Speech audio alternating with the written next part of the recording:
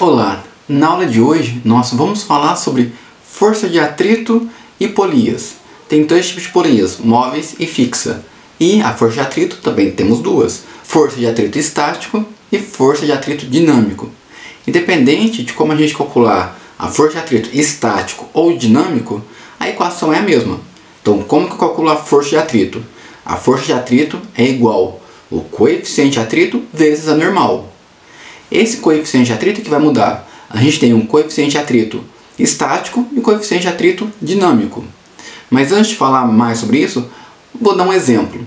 Vamos supor que eu vou empurrar uma geladeira. Então, normalmente a gente vai colocar a geladeira numa superfície plana. Se ela estiver lá sem ninguém estar empurrando, tem apenas duas forças nessa geladeira. A força peso e a força normal. E como a geladeira não está nem entrando no solo, nem sendo empurrada para cima, voando, sendo lançada, eu tenho que necessariamente a força peso é igual à força normal. Então sempre, nesse caso, numa superfície horizontal, a força normal, que é a força com que o chão empurra a geladeira para cima, é igual à força peso. E como que eu calculo a força peso? A força peso simplesmente é multiplicar a massa vezes a gravidade. Então, a força peso é igual a normal. Tudo bem? Com base nisso, então se a geladeira está parada, tem apenas essas duas forças. Se eu for lá e começo a empurrar a geladeira para um lado, se ela continuar parada, quer dizer que a força de atrito está empurrando com a mesma intensidade no sentido oposto. Então vamos colocar número. Vamos supor que nessa minha geladeira hipotética, eu empurre ela com uma força de 10 newtons e ela continue parada. Então necessariamente a força de atrito é igual a 10. Vamos supor que eu aumento a força. Vou aumentar para 60 newtons. Apliquei uma força na geladeira de 60 newtons e ela continua parada. Logo, a força de atrito é 60 newtons. Tudo bem? Vamos aumentar a força. Aumentei para 180. E a geladeira continua parada. Qual que é a força de atrito? 180. Aumentei mais um pouquinho. Agora aumentei a força para 200 newtons. E a geladeira, eu senti que ela está quase mexendo. Ela está na iminência de mexer. Mas ainda não está mexendo. Ela continua parada. Logo, a força de atrito é igual a 200 newtons. Repare que agora o que vai acontecer? Eu vou dar uma força só um pouquinho maior. Vou aplicar 201 newtons. E a geladeira vai continuar, vai movimentar. E quando a geladeira começa a movimentar, qualquer coisa que você empurra, quando ele começa a movimentar, parece que repentinamente você ficou mais forte. Mas na verdade o que aconteceu é que a força de atrito diminuiu. Toda vez que um objeto está parado e anda, começa a movimentar, a força de atrito decai. Então agora, se eu aplicar uma força de 201 newton, a força de atrito vai diminuir. Vamos supor que vai para 130. Repare que agora a força de atrito sempre vai permanecer constante. Se eu aplicar uma força de 205 newtons, a força de atrito, 130 newtons. Se eu aplicar uma força de atrito, se eu aplicar uma força de 370 newtons, a força de atrito 130. Uma vez que o objeto começou a movimentar, a força de atrito dinâmico não muda mais. Então nesse caso aqui, a força de atrito dinâmico é fácil ver que é uma constante, que não muda. Então eu consigo calcular essa força de atrito como sendo o coeficiente de atrito vezes a normal. E esse coeficiente de atrito dinâmico é quando o corpo está em movimento. Mas e nesse outro caso, que eu falei que o corpo continua parado? Repare que a força de atrito ela só foi aumentando até chegar numa força de atrito máximo, ok? Na iminência de andar. Então quando eu calculo que a força de atrito estático é igual o coeficiente de atrito estático vezes a normal, o que eu estou calculando? Eu estou calculando a força de destaque, a força na iminência de andar, ok? Então essas duas equações, que força de atrito estático é igual ao coeficiente estático vezes a normal, eu calculo apenas essa força para a força na iminência de andar. E a outra força de atrito, mas agora o dinâmico, eu calculo para qualquer momento que o corpo está andando. Então não importa se eu estou empurrando com pouca força ou com muita força, a força de atrito dinâmico não muda, ela é constante. E como que você vai calcular? Usando o coeficiente de atrito dinâmico vezes a normal. Tudo bem? Simples até aqui? Então bola para frente. Sabendo disso, vamos agora falar sobre polia. Existem dois tipos de polias, a polia fixa e a polia móvel. A polia fixa, ela serve apenas e unicamente para mudar a direção da força. Só isso que ela serve. Ela não causa nenhuma vantagem no meu sistema. Porém, todavia, entretanto, quando tem uma polia móvel, ela faz praticamente um milagre. A polia móvel vai duplicar a sua força, vai fazer com que a força seja dobrada. Então repare a figura, que vai ser a figura própria que caiu no exercício. Essa figura nós temos uma polia móvel, nós temos duas polias móveis e uma polia fixa. Então quando eu aplico uma força F, essa força vai passar em toda a corda, em toda a extensão. Quando ela passa apenas nessa polia fixa, essa polia fixa vai servir apenas para mudar a direção da força, mas não vai causar nenhum aumento de força. Repare que ela vai passar agora na primeira polia móvel. E o que vai acontecer? Vamos colocar número para ficar um pouco mais fácil. Se eu empurrar com uma força de 3 newtons, essa polia móvel vai duplicar a minha força. Por que isso? Em uma extremidade onde passa a corda, então eu vou ter 3 newtons empurrando para um lado da polia, e quando a corda volta, ela vai empurrar com mais 3 newtons para o mesmo lado. Então essas duas forças vão se somar. Então é como se essa polia móvel estivesse sendo puxada, na verdade, por uma força de 6 newtons. Então a corda que está ligada nessa polia móvel, ela vai sentir uma força não de 3, mas de 6 newtons. E repare que essa força de 6 newtons, ela vai agora ser transferida para a corda que está amarrada na segunda polia móvel. E essa polia móvel, então essa força vai ser completamente distribuída na corda. E essa polia móvel vai sentir duas forças, uma de 6 numa extremidade e outra de 6 também na outra extremidade. E essas duas forças, então 6 mais 6, 12. Então, novamente, duplicou a força.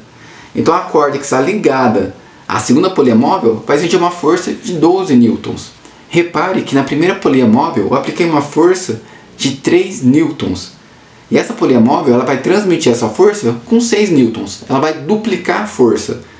E a segunda polia móvel ela vai duplicar a força já duplicada. Então era 6, 6 vezes 2, 12. Então repare que cada polia móvel vai multiplicar por um fator de 2. Se eu tiver uma força aplicada e tiver N polias, como é que eu vou saber a força final? Essa força final nada mais é do que eu multiplicar a força inicial que eu coloquei no sistema e multiplicar por 2 vezes N, onde N é o número de polias contido no sistema.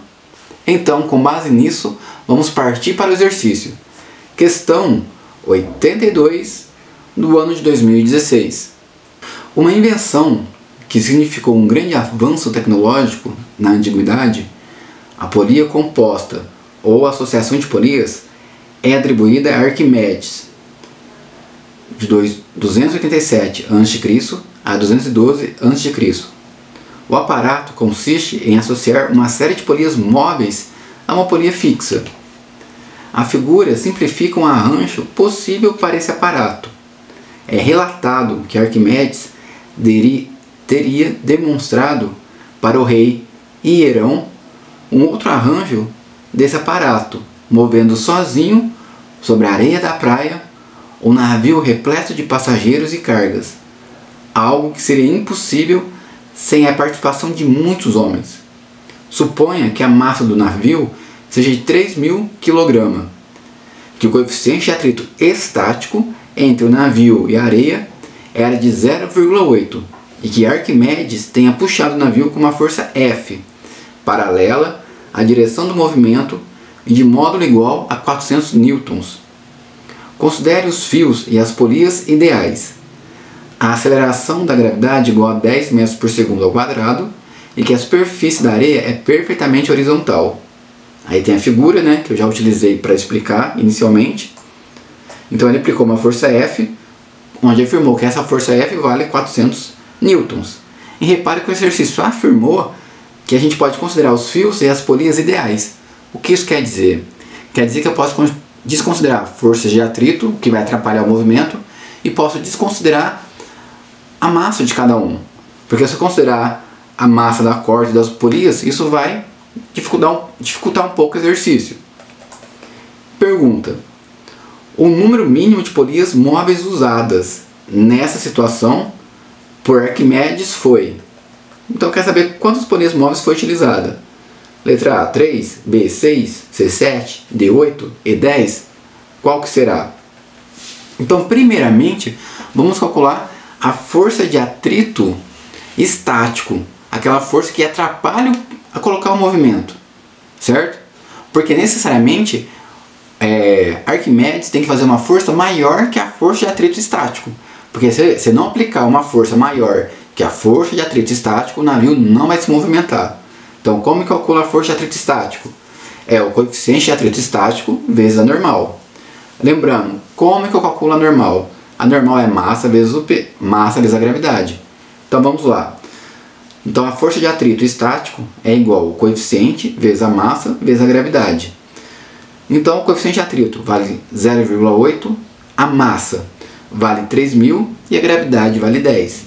Multiplicando tudo, eu tenho que a força de atrito estático é 24.000 newtons. Ou seja, necessariamente a força com que Arquimedes tem que fazer tem que ser maior que 24.000 newtons. Então eu vou resolver agora essa inequação, onde eu tenho que a força de Arquimedes tem que ser maior que 24.000 newtons. Então repare que a força com que o navio ele vai sentir, não vai sentir a força de Arquimedes, mas a força amplificada por todas as polias. Então isso que ele quer saber, qual a quantidade de polias que tem que ser colocada. Se cada polia multiplica por um valor de 2, então é só pegar a força de Arquimedes e multiplicar por 2 elevado a n, onde n é o número de polias. Agora eu vou resolver essa inequação. Então, a força de Arquimedes, a força atuante, é de 400 newtons, vezes 2 elevado a n. Isso tem que ser maior que 24.000 newtons.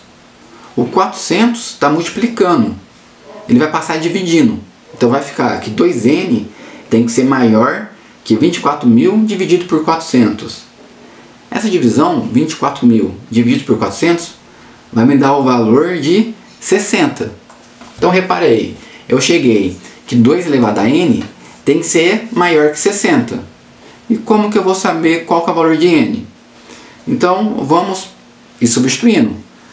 Se n vale 1, quando é que vale 2 elevado a n? Vale 2. Então 2 não é maior que 60. Então isso não tem como ser n, não tem como ser 1. Não pode ser apenas uma única polia móvel. Se n vale 2, 2 elevado a 2, 4. Então não dá. Se n for 3, 2 elevado a 3 é 2 vezes 2 vezes 2. 2 vezes 2, 4, vezes 2, 8. Então não dá. 2 elevado a 4 é 2 vezes 2 vezes 2 vezes 2. Ou seja, 2 vezes 2, 4, 4 vezes 2, 8, 8 vezes 2, 16. Ainda não dá. Então, e assim sucessivamente. Então, 5 elevado a n, 32. Então, 32 é maior que 60? Ainda não. Essa equação é falsa. E agora, 2 elevado a 6. 2 elevado a 6 é igual a 64.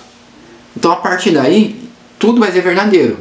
Então, se eu colocar o n igual a 6, n igual a 7, n igual a 8, eu sempre vou obter uma resposta verdadeira. Então, 2 elevado a 6 é 64. 64 é maior que 60? É, verdade.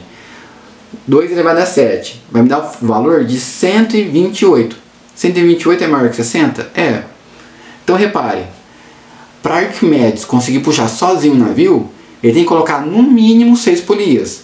Porque se ele conseguir colocar 7 polias, vai ficar mais fácil para ele. Ele vai conseguir movimentar o navio. Porém, como queremos o número mínimo de polias, o número mínimo é 6.